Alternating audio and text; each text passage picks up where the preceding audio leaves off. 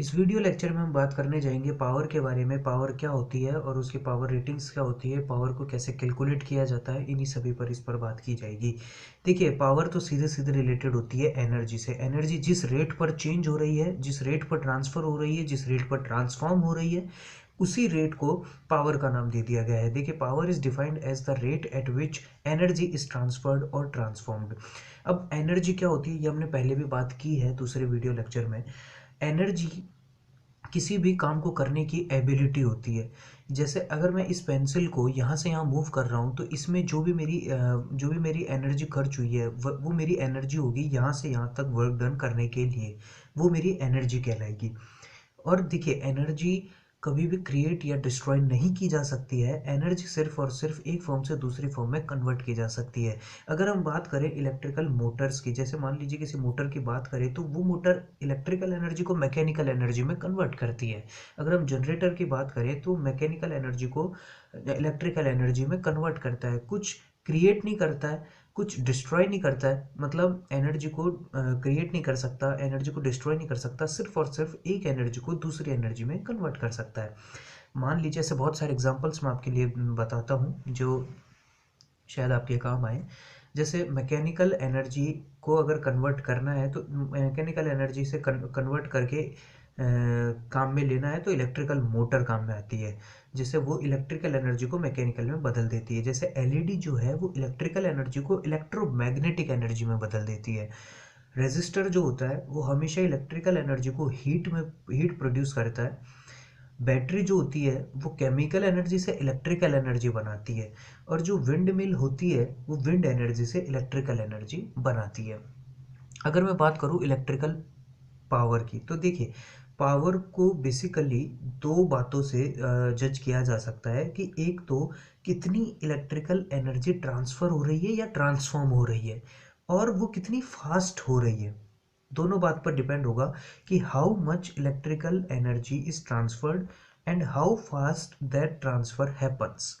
So I think you should understand both the concepts, that how much electrical energy is transferred and how fast that transfer happens.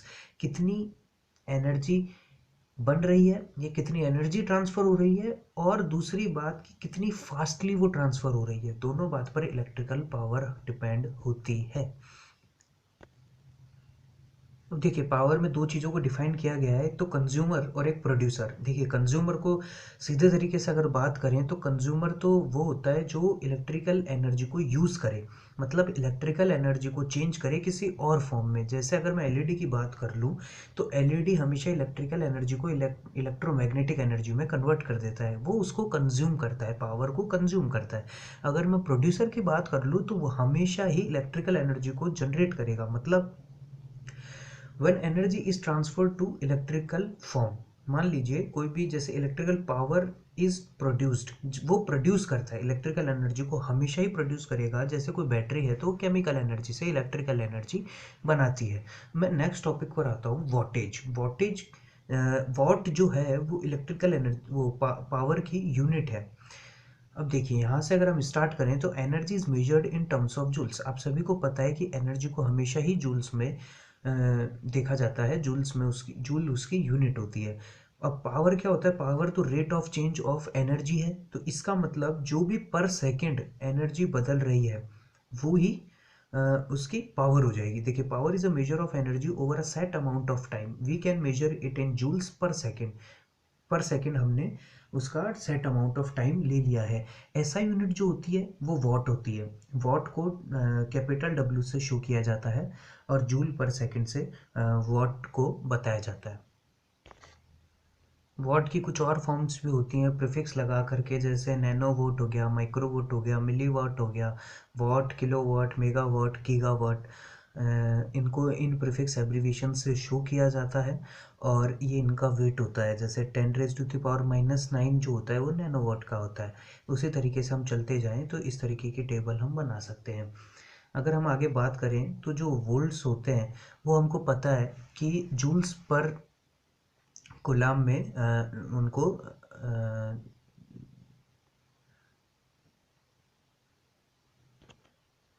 Major किया जाता है। Volts are defined in terms of joules per unit of charge, means joule per coulomb.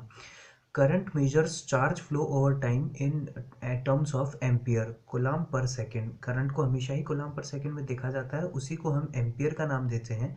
तो देखिए, अगर power का हमको formula बनाना है तो आप एक चीज़ देखिए, joules per Kolam into Kolam पर सेकेंड अगर हम कर दें तो यहाँ से कोलाम को कैंसिल आउट कर सकते हैं, और यहाँ पर जो बचेगा वो जूल पर सेकेंड बचेगा। और हमने पहले पढ़ा है कि जूल पर सेकेंड को ही वॉट बोलते हैं, और वॉट तो पावर की यूनिट होती है।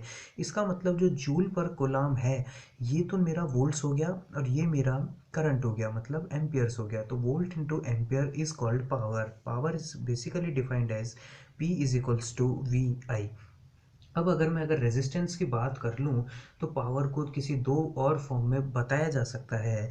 उनका मतलब होता है, एक तो P होता है, मतलब V square I square R, और V स्क्वायर अपॉन आर। एक तो होता है ये V स्क्वायर अपॉन आर, या फिर मैं इसको आई स्क्वायर आर से भी डिनोट कर सकता हूँ। अगर आप किसी एग्जाम्पल की बात करें तो मैं आपको एग्जाम्पल के थ्रू समझा देता हूँ कि जैसे मान लीजिए हमारे पास कोई एक बैटरी है। ये बैटरी का सिग्नल होता है, सिंबल होता है, ये बैटरी है। और यहाँ पर मान लीजिए कोई अपना रेजिस्टिव सर्किट है, और ये रेजिस्टेंस मैंने डिनोट शो कर दिया। मान लीजिए रेजिस्टेंस वैसे ले लेते हैं 10 ओम्स का है, और यहाँ पर जो बैटरी है वो मान लीजिए 9 वोल्ट्स की है। अब यहाँ से यहाँ करंट तो फ्लो होगा ही होगा इसमें। अब क्या होगा कि सबसे पहले हमको इसमें करंट को वो नोट करना पड़ेगा कि कितना करंट आई फ्लो होगा। ये हम आसानी से कर सकते हैं, और ये हम ओम्स लॉ से निकाल सकते हैं। ओम्स लॉ हमको कहता है V is equals to I R. So we have to find I, तो V this this will become, तो it's becomes 9/10। It can be 0.9 ampere. तो ये 0.9 एम्पियर जब आ जाएगा तो इसके बाद मुझे पावर निकालनी है। तो यहाँ पर अगर पावर मुझे निकालनी है तो P is equals to V I. We know that P is equals to V I. तो यहाँ पर अगर मैं बात करूँ तो 9 वोल्ट तो मेरा वोल्ट हो गया, और इंटू अगर मैं कर दूँ तो 0.9 एम्पियर से अगर मैं इंटू कर दूँ तो अल्टीमेटली मेरा रिजल्ट आ जाएगा, ये आ जाएगा 8.1 वॉट। ये मेरी पावर आ जाएगी। इसके बाद अगर, जैसे कि मैंने आपको बताया कि रेजिस्टिव सर्किट में हम डायरेक्टली पावर को शो कर सकते हैं, निकाल सकते हैं।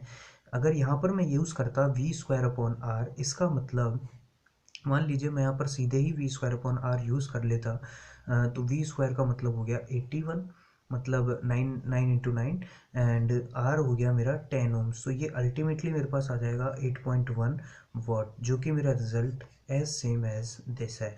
तो यहाँ पर इन दोनों फॉर्मूले से हम निकाल सकते हैं पावर को जब भी रेजिस्टिव सर्किट की बात आती है।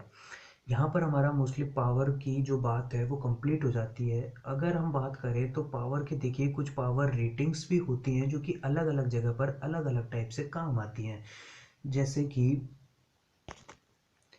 जैसे कि अगर कोई ज़्यादा रेटिंग का रेजिस्टर हमने ले लिया जिसकी पावर रेटिंग ज़्यादा है, तो इसका मतलब होगा कि वो ज़्यादा पावर को डिसिपेट करेगा। जैसे कि हमारी कोई भी इलेक्ट्रिकल रॉड्स हम ले लें जो और मान लीजिए सोल्डरिंग आयरन ले लें या कुछ भी ले लें, तो उनकी पावर रेटिंग ज़्यादा होती है। इसका मतलब होता है कि वो ज़्यादा पावर कंज्यूम करेंगी।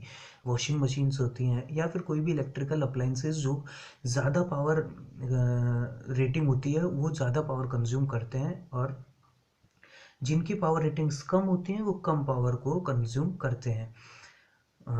और जैसे कि मैंने यहाँ पर आपको बताया था कि ये सब होता है किलो वॉट वगैरह। तो जैसे मान लीजिए अपना जो वॉट है इसकी रेंज में हमारे नॉर्मल जो अप्लाइंसेस होते हैं, लैपटॉप और कंप्यूटर पीसी जो हो गया, ये सब हमारे इस रेंज में आते हैं। किलो वॉट हमारे हाउसेज में जो पावर आती है उसको मेजर किया जाता है। मेगा वॉट जो होती है ये स्टेडियम्स वगैरह में यूज़ की जाती है, और जो गीगा वॉट होती है बहुत ही बड़े स्टेशंस पर यूज़ होती है। और जो माइक्रो वॉट और मिली वॉट होती है ये हमारे ऑर्डिनोज जो होते हैं, कोई छोटे सर्किट्स होते हैं, उन सब में यूज़ की जाती है। तो इस तरीके की हमारी रेटिंग को शो किया जा सकता है, और ये हमारा पावर का जो लेक्चर है वो कंप्लीट होता है। Thank you.